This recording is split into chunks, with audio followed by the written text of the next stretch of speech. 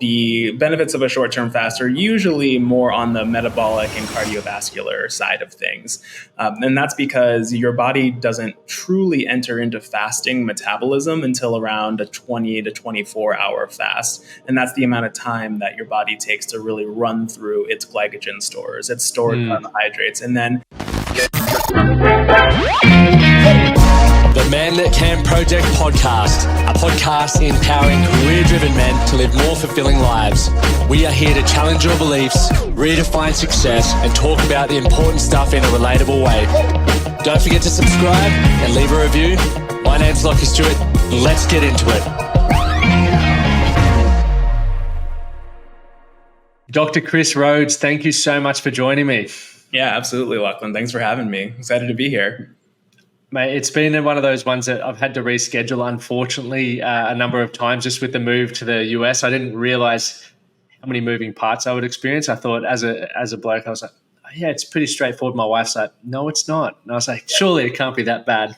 International travel is always, famously straightforward. Yeah. So I appreciate you bearing with me. Mate, I'm very excited to chat to you. I've been fasting, as I was saying to you offline, since 2014, and it's not something that I always discuss on the show. It's just something that I do in the background, as I've found a lot of benefit in it. And I know it is polarizing for some people because, some people are like, no, it's terrible for you. And then there's a lot of science saying it's not. And for me, I just do things that work really well for me, both mentally and physically, that I've experienced benefits. And I originally got invested in fasting because of Dr. Dom D'Agostino when he was talking about Alzheimer's and dementia and cancer, for how autophagy and all of that sort of stuff can clean up the cells. So to be able to chat to you and see what you've developed is going to be very awesome. So I've got plenty of questions for you. But to kick off, how did you get into the space of fasting and all of that? Yeah, so my personal background, I got my BS in biochemistry from Loyola Marymount University down in LA, and then got out, and then like a lot of college kids, didn't really know what I wanted to do with that, right? I knew it wanted to be something in research, but wasn't entirely sure what I was really passionate about. So I took a 2-year immunology fellowship at Stanford University, where I just kind of started pouring through all the research that I could get my hands on, trying to find out what interested me. And eventually came across healthy aging research and longevity research, which I thought was so fascinating because it used to be this thing that was relegated to like myth and legend, right? Like Ponce de Leon and the Fountain of Youth and all that fun stuff. But it's now this very, very active area of legitimate scientific research. And when you are in that space, eventually you come across fasting, because fasting is one of the only ways that we know of to reliably extend lifespan in model organisms. And kind of like what you were saying, Lachlan, it has these other like very profound effects on helping to like treat, prevent, or delay most major diseases. Like thousands of studies can kind of back this up, from clinical to experimental and like animal models and things like that. And that was really, really fascinating for me, because fasting can essentially, enhance lifespan. It can prevent a lot of disease from happening. It can enhance health span, but it does all of that without actually adding anything into the system, right? So it's not some superfood or some wonder drug, right? It's somehow activating this like dormant longevity bio program that we already have inside of us, but just like isn't actually actively being turned on. And when that clicked for me, I got like mad about it, honestly, because it was very much like, all right, my body knows how to be 120 years old and in perfect health, but it's just not doing it. So that was like unacceptable for me. I was like, no, I as a scientist, like I need to know like why my body is so lazy, right? And how I can like wake it up, turn on these regenerative processes, turn on this longevity bio program. So that's really what catapulted me into researching fasting and figuring out what's going on in the human body during a fast, and is there a way that we can recreate it? Yeah, I found that really fascinating. I was listening to an episode you'd recorded recently, and for me, I struggle to get my head around how you can recreate the benefits of fasting without doing the fasting, because to me, it's like, okay, well, almost like a steroid where people want to avoid the training, but still have the same benefits of the muscle growth or muscle. So that's where I got really curious in how you've sort of gone down the science route of understanding that. And I do believe, obviously, the body can recreate things. It's designed to heal itself. It's designed, and since the primal days, we've feasted and we've had famine, right? And it's, sometimes you could go 24 plus days without getting food. So your body would get in that, I guess, ketogenic state, or not ketogenic, but like, That's so, and then, yeah. fasting. And then now there's a lot of, exogenous ketones on the market to sort of do that sort of thing. So when you went down that rabbit hole of how can we recreate this in the body without necessarily having to go into the fast, and I'd love to talk about fasting in a moment as well. But when you went down that rabbit hole, what was it that really stood out to you where you were like, it's definitely possible to get our body to wake up without having to go through, I guess, the challenge of fasting? Yeah, absolutely. I mean, that was kind of the end, like the end treat of the study. When we originally designed the study and the research, where we started kind of decoding what was happening in the human body during a fast, we were really interested in just almost confirming what we had seen in previous literature from animal and experimental models, right? So you see all these great immunological effects that happen during fasting. And there had been, at that point in time, a few clinical studies looking at fasting and showing that there were these really powerful effects. But no one was really looking into the how and the why that this was happening. They were like, all right, yes, you can reduce inflammation, you can reduce like joint swelling, you can reduce you can actually reset the immune system within the context of autoimmune diseases. And that was shown clinically, but no one had delved into what are the molecular mechanisms behind what's actually happening here, and how is this all occurring in a way that we could potentially recreate. So we started the study looking at, all right, can we confirm that when we take people and we fast them, that things actually happen in the body? That was kind of step number one. And essentially what we did for that was we had healthy young people, just like you or I, come in and do a 36-hour fast. And we were really interested in a 36-hour time point because that's in the literature where you see kind of the best lifespan extension. So we had people come in, do a 36-hour fast, looked at their before and after. And essentially what we saw was that when people fasted, their plasma functionalities were really, really enhanced. So they were functionally optimized, essentially. They became more anti-inflammatory. They became more antioxidant, more cellular protective. Their metabolic markers and indications were much, much better. And then their plasma became more cardioprotective as well.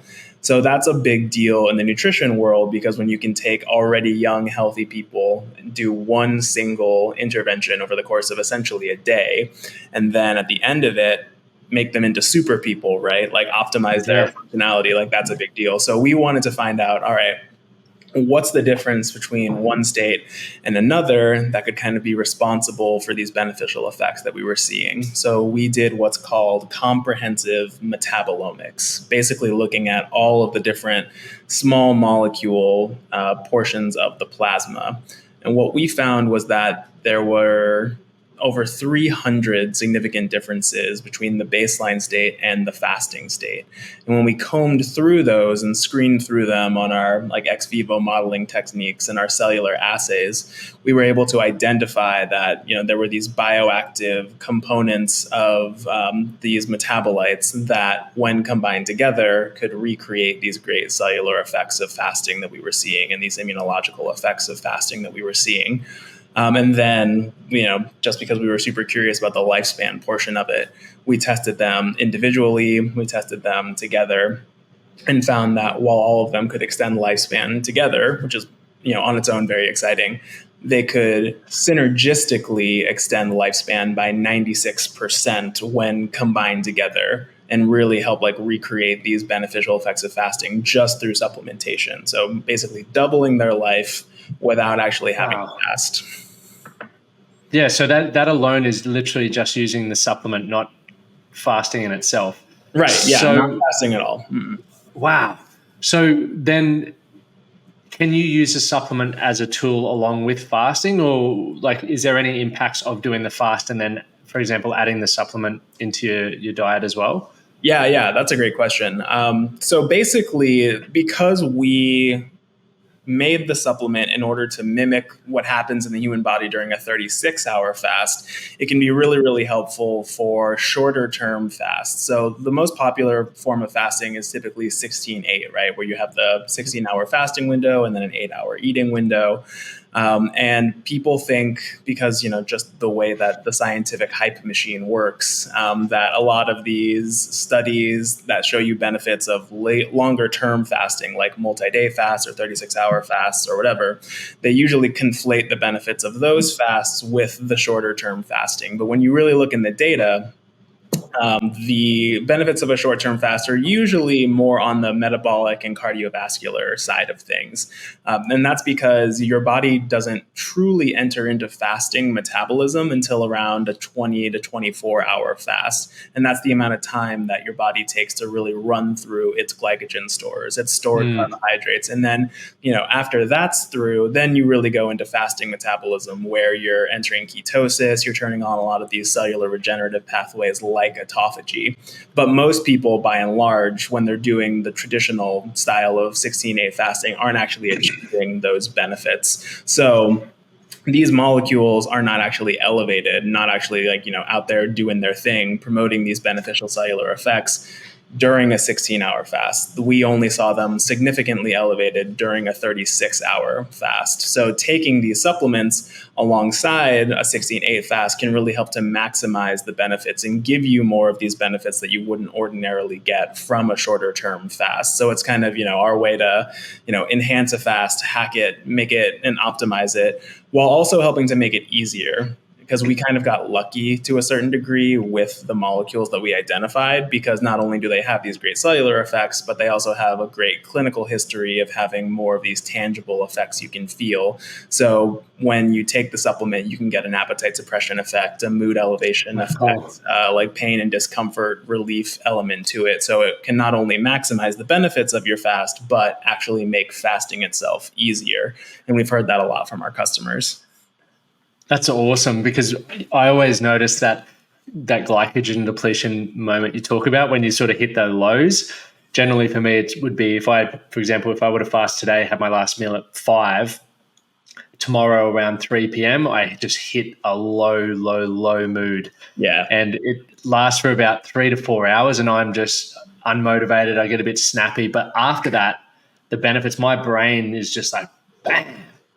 I just can't switch it off. It's so clear and I feel incredible, but I can see why a lot of people hit that wall during that moment and they sort of break fast or they get the cravings, etc. And a lot of people that I know that fast do it for weight loss purposes, right. Yeah.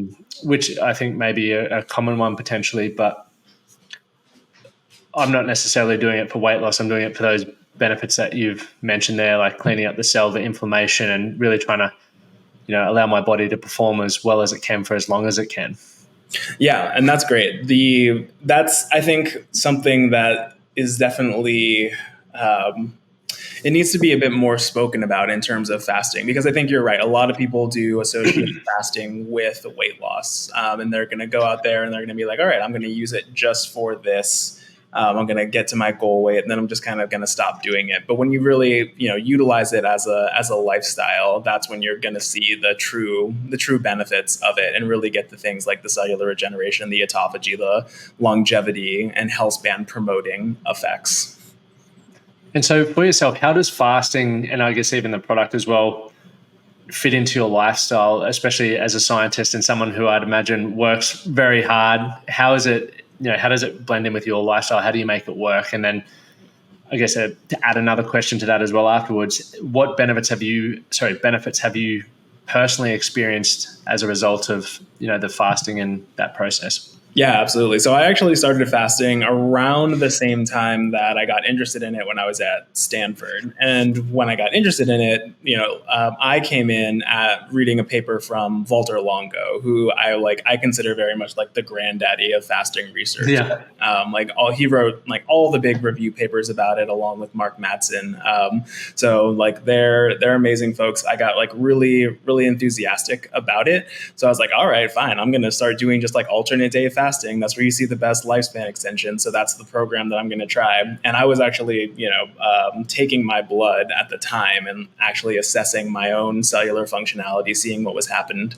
And I saw the same thing that we ended up seeing in the study, which was that I could fast for up to 60 hours and see this progressive increase in cellular functionality, in plasma functionality.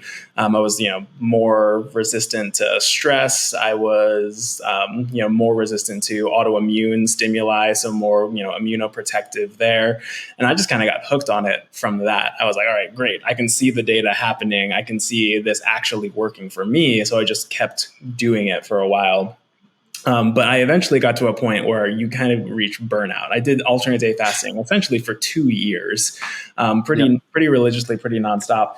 And my sister, Caitlin, who's also the COO of Mimio, my co-founder, she just told me one day, we were like on vacation and I was still alternate day fasting. And she was like, okay, great. Like you're going to get all these great longevity results. Like, you can see it working in your body. That's amazing. But what is the point of living longer if you have to live less, right? And that was this big catalyst for me to kind of be like, oh yeah, maybe we've taken this a little bit far. So like that was another, big catapult for me to go into my PhD at UC Davis and really try to figure out, is there a way that we can do this without having to make that lifelong sacrifice of fasting every day? So what my program is now is actually like one meal a day. I find that that's the thing that works the best for me from like a productivity point of view, and just from a lifestyle point of view. I really like that. So I get up in the morning, make green tea, have my Mimio with that in the morning, and that just kind of keeps me going all day long. And then at the end of the day, you get your big like food reward, right? Like that's kind of how I relax and unwind. It's like, all right, I've done all the tasks that I need to do for the day, and now I get to just like come home and relax and eat this huge meal. And that's just, that's great. It gives me everything that I want out of life because I'm not distracted during the day. I can be really productive being a CEO, running a company. And then just really like rest, relax, and recharge. I like having my little life compartments, I guess you would call it. And before I would do that, I'm very, very much into food, very much a foodie. So my thoughts were almost always like, what's the next meal going to be? Like, ooh, should I look at the reviews for this restaurant? Should I look at, like recipes for what I'm going to make at home? It was kind of like this constant, food noise that would happen throughout the day. And fasting really kind of helped me, get through that, get over that, increase my productivity. And then Mimio has also been really helpful for that because there is always a certain degree of hunger that comes along with any kind of fasting. And Mimio has been really great for suppressing that, giving me more all day energy, but then also kind of just making me happier and bubblier throughout the day. Yeah. There's like this great mood enhancement effect because of the palmitoyl ethanolamide that's in there, PEA. It actually helps to stimulate anandamide secretion from neurons, and anandamide is one of the body's like bliss molecules. So great for that. Like 10 out of 10 would recommend. I'm a little bit biased, but that's my experience with Mimio. Did you notice, obviously, doing traditional fasting in the beginning helped you change or even improve your relationship with food? Oh, fasting definitely did. Yeah. For sure. Because I think that, I was like, I'll be the first to admit that I was definitely like a chubbier kid, right? And I think that's kind of what happens like with a lot of chubby kids, right? We get to the point in our life where it's like, I don't want to be chubby anymore. Yeah. I gotta like find a better relationship with food. I think my heaviest was when I was coming out of my freshman year of college, like very cliche, right? Where it's like, oh, it's the first year that I've ever been on my own without parental supervision. I'm just going to eat everything in sight. And that was like very much, freedom. Yeah, freedom, very much me. I was like, oh no, I was not responsible enough for freedom, but that's okay. We got it in the end. And that's kind of after in my sophomore year of college is when I got more into the health and fitness because I was like, all right, I gotta turn this around. This has gone too far. It's perfect. But the reason why I wanted to bring that point up, a lot of people, blokes that I work with and people that listen to the show have done well career-wise and they have sacrificed their health to that point, and a lot of them want to start with the training because, they watch things on Instagram or they want to get back in shape, but their diet is absolutely atrocious. They don't have the energy, their mood's all over the place, they get injured, and they don't want to address the food. And it's very hard for people to change their relationship with food because of cravings and things like that. And I just remember for myself, when I first started fasting, I was an athlete back then, and I thought I was fit and healthy. But when I started fasting, it just unlocked this whole new level of recovery and mental clarity that I was like, I can't believe I felt healthy before. Like, this is a whole nother level. But it also helped me change my relationship with alcohol, with certain foods, because I realized how good I could feel. So I started seeking out those foods that made me feel better. And I think I look at fasting, I probably give it a lot of credit for allowing me to do that. So then obviously I also understood the challenges of fasting, of missing out on certain meals and all of that sort of stuff. So that's where your product with Mimio, to me, I wish we had 2014 when I first started fasting, to make things a little bit more easy and could make my lifestyle a lot better back then. Because I just remember, would go to dinner with my wife and wouldn't eat certain things, or I wouldn't be eating. I'd just be, fasting for 3 days. And she's like, well, this is no fun. Yeah. Yeah. It's weird. That was one of my big experiences during the alternate day fasting, was that it's hard to socialize, right? Like it's very much ingrained in our socialization rituals that there has to be food involved.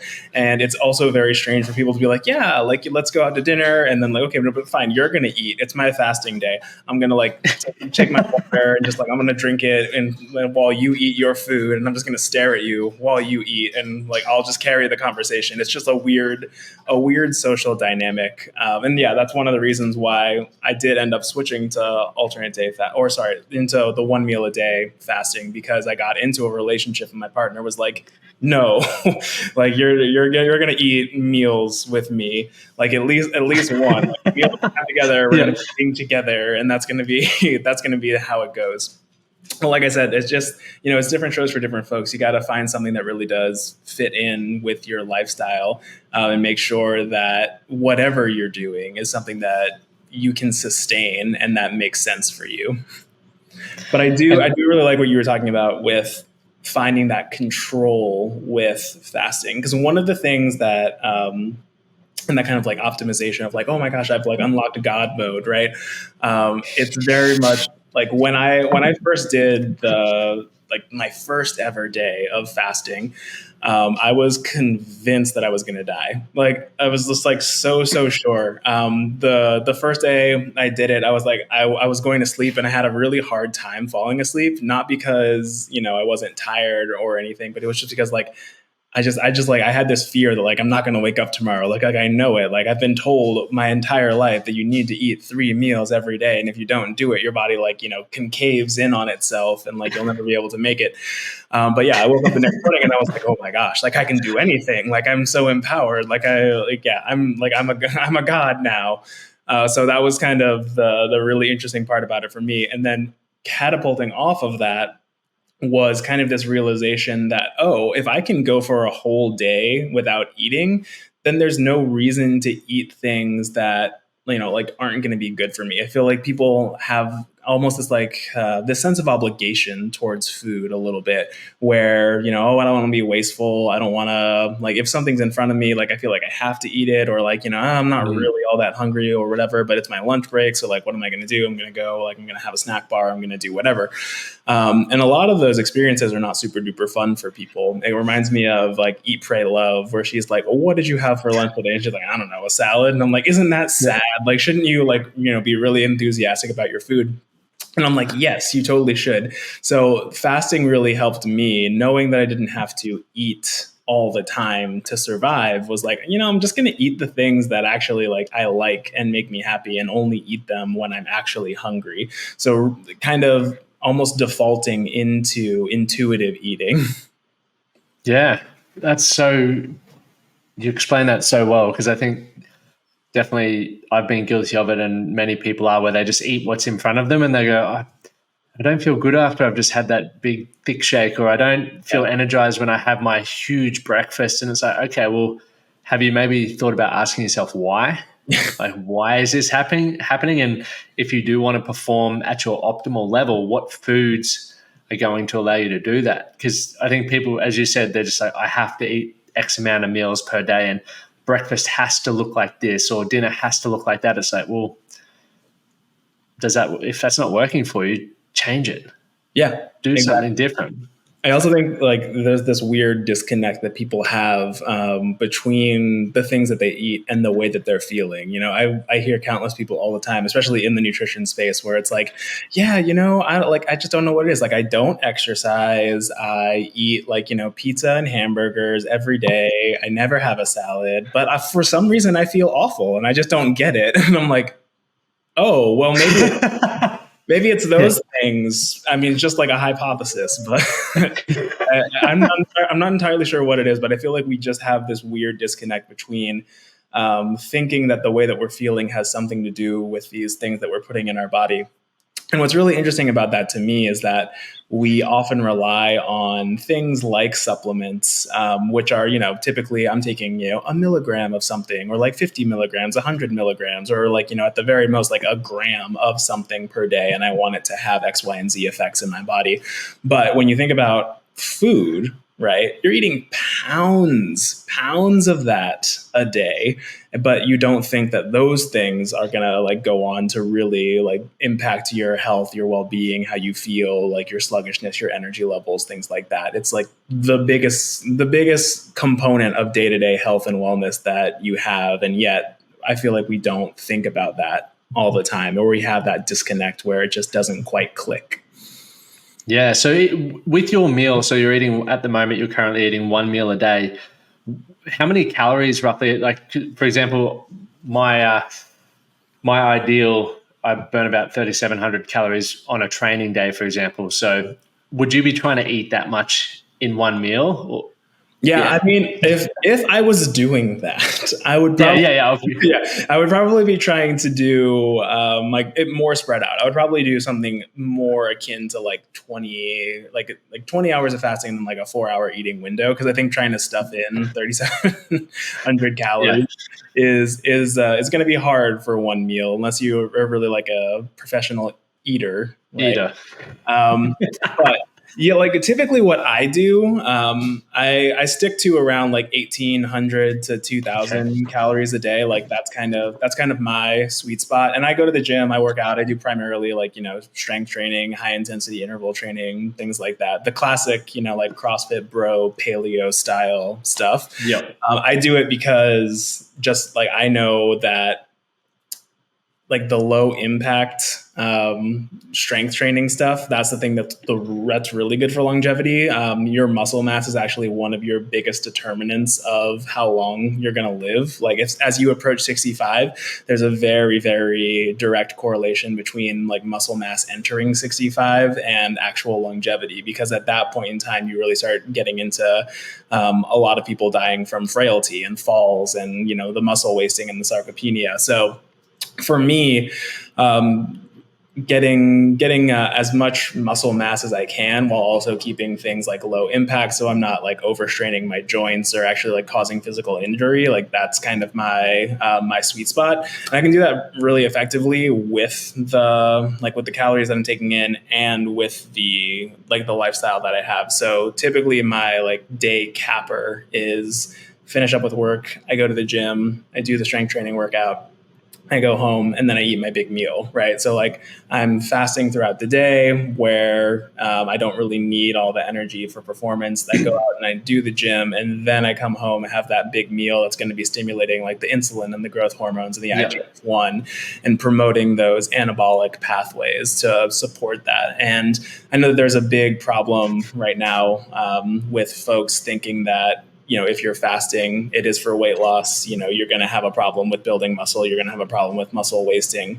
And I think that you really have to be conscious of when you're doing these, you know, these strength training exercises, what kind of exercises you are actually doing, and then what your eating timing and pattern is to kind of support whatever your end like nutrition and like body composition goals are.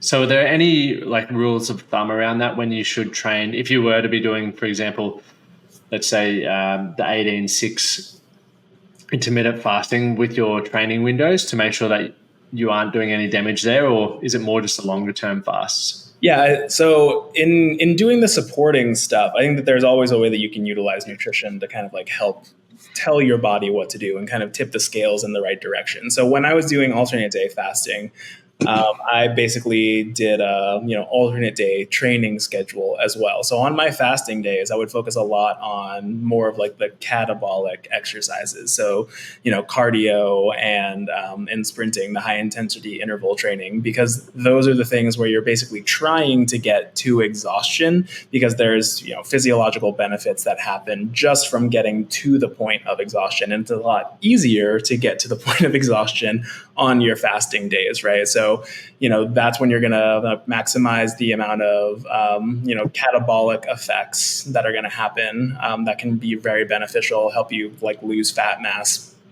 And then on my actual eating days, that's when I would do the strength training, because I knew that I was going to be eating a lot of food that day, really stimulating the anabolic side of the coin. So I could help, build muscle and maintain muscle on those days. And I would say that for folks that are doing 16-8, you can kind of operate it in the same way, where if you want to do something like cardio or a catabolic workout, do that in the beginning of the day where you're not eating. So do it in a fasted state. And that's going to really, help kind of accelerate the glycogen depletion timeline and help you like better utilize fat and carbohydrates and to actually promote fat burning, get those catabolic side of the coin going.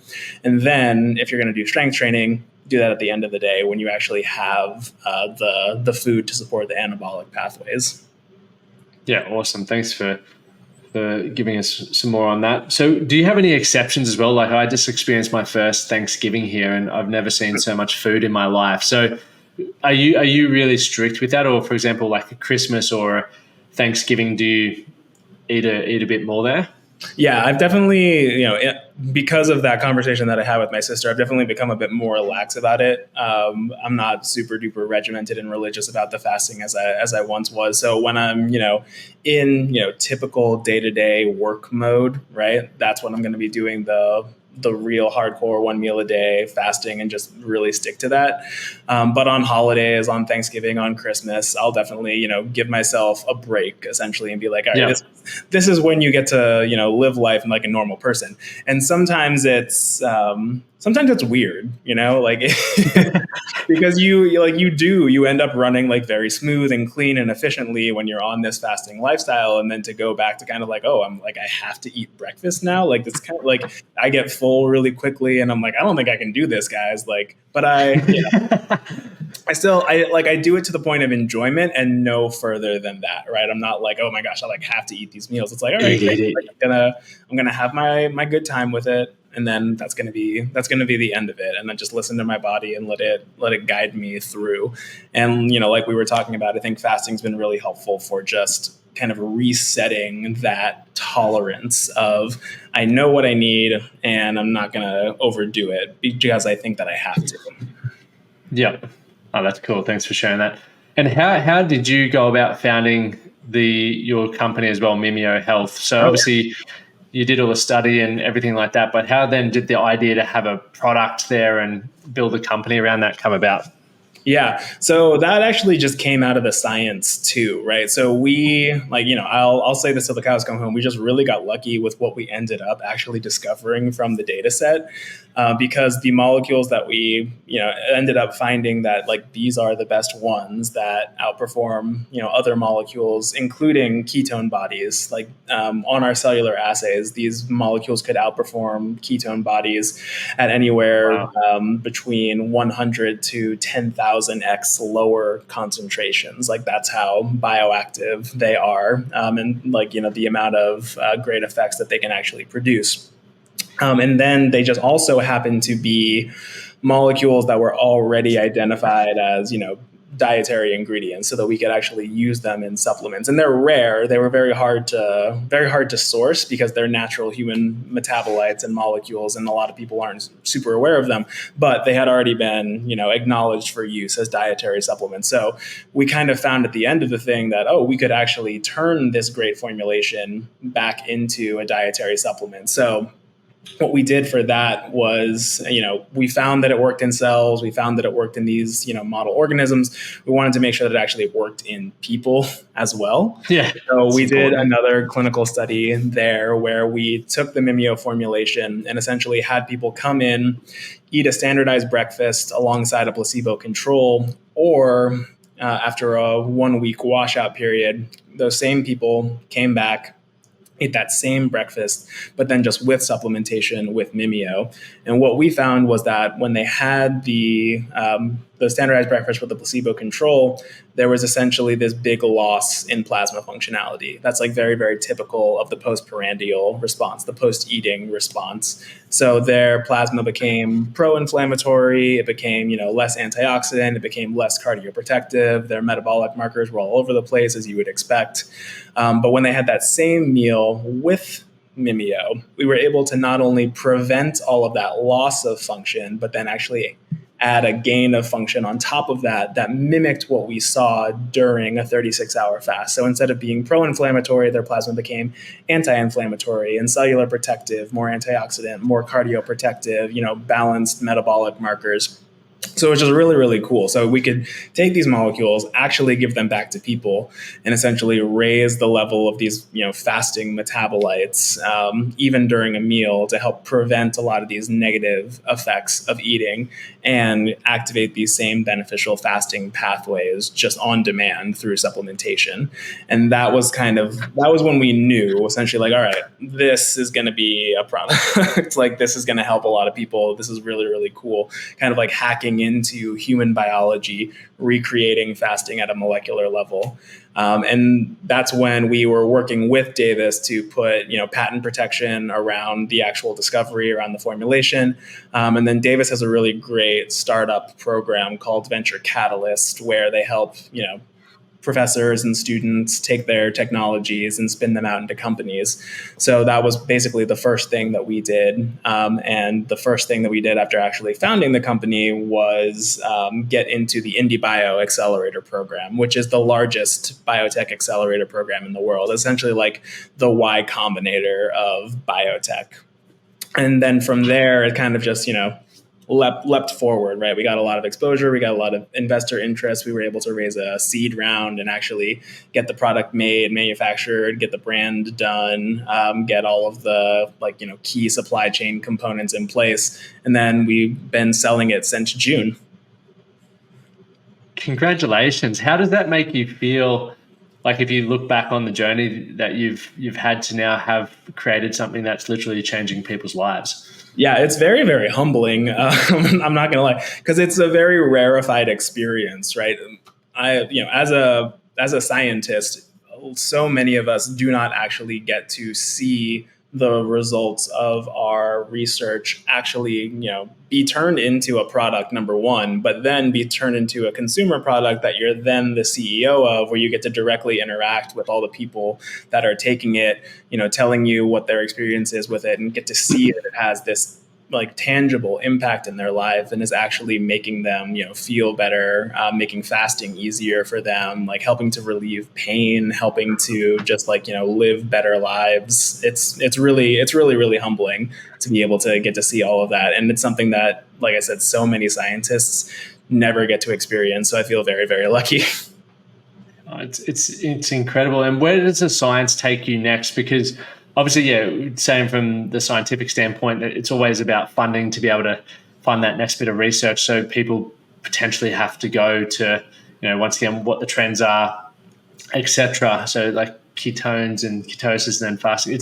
There's so many different areas where the funding goes. So now that obviously you've probably got yourself in a position with the success of your product and the science behind it, what are you curious about next, I guess, is Yeah. in that Yeah. direction? So we have a couple different things that we're really interested in. So number one is the fasting data set itself is really interesting to us. So, from that list of 300, we narrowed it down based on there being some kind of literature results of the molecules themselves having any kind of bioactive ability already. So we narrowed that list of 300 down to, probably around 24 that we actually screened through on our cellular assays to be able to find the final Mimio formulation.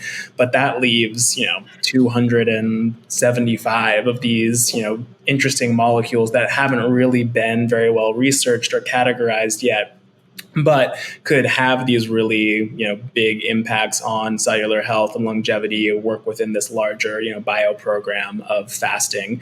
So we really want to kind of use that as our discovery platform to continue to research these new, clinically derived longevity molecules that have this direct impact on human health because they're human molecules that are already inside of our body. We know that they're going to do something there. They were evolutionarily designed to work within a human body, perform some specific function, and then work with these other molecules to then create this kind of, complementary synergistic effect. So we're really interested in continuing to do discovery on that data set and find out what new molecules can we identify, add into new formulations, and then make new products that way.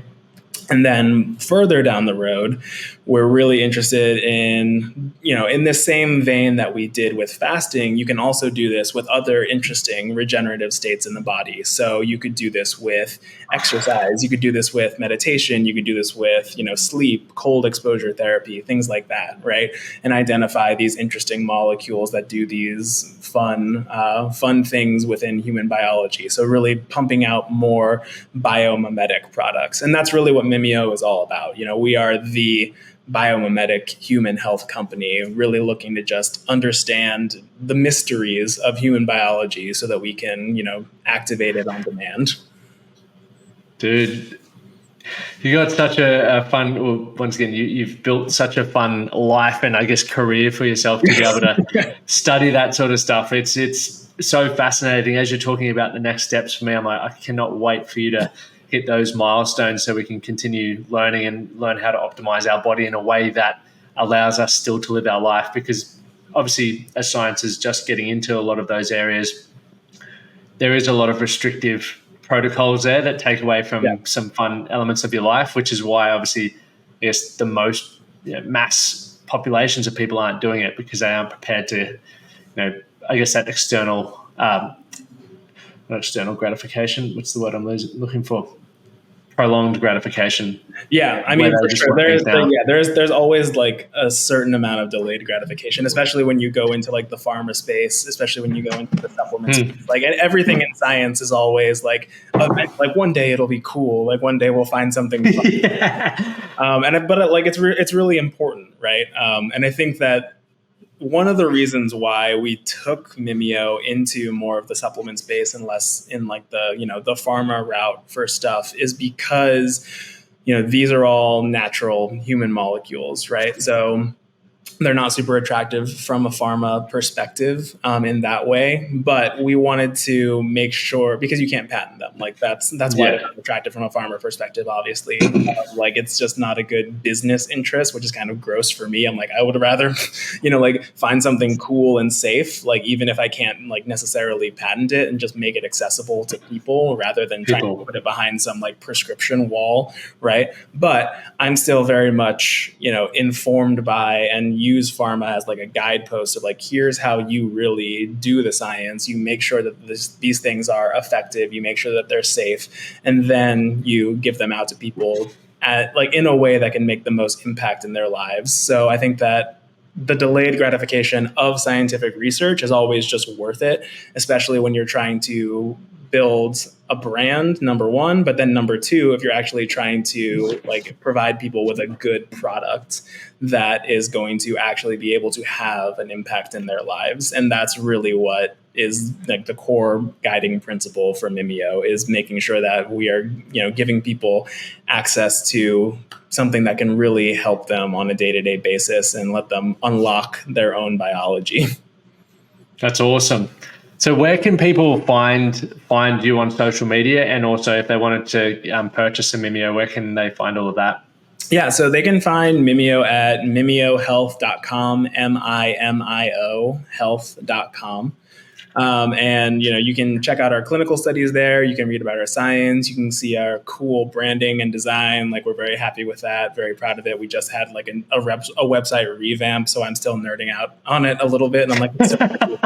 Yeah. But yeah, there's like all the information that you could want is there. Then I also have my own TikTok channel that's at that nutrition doctor Dr. And basically it's just me screaming about nutrition into my bathroom mirror. So that's always a fun time too. If you want to learn more about fasting, if you want to be entertained by like my day-to-day lifestyle and my nutrition magic recipes, where I teach you how to eat more while still eating less, that's the place for that. A lot of people are wanting that. But Dr. Chris Rhodes, everyone, thank you so much for your time, mate. And honestly, I'm looking forward to continuing to follow your research and your journey with what you're creating. Yeah, thanks for having me, Lachlan. It's a really fun time. I think it's a great conversation.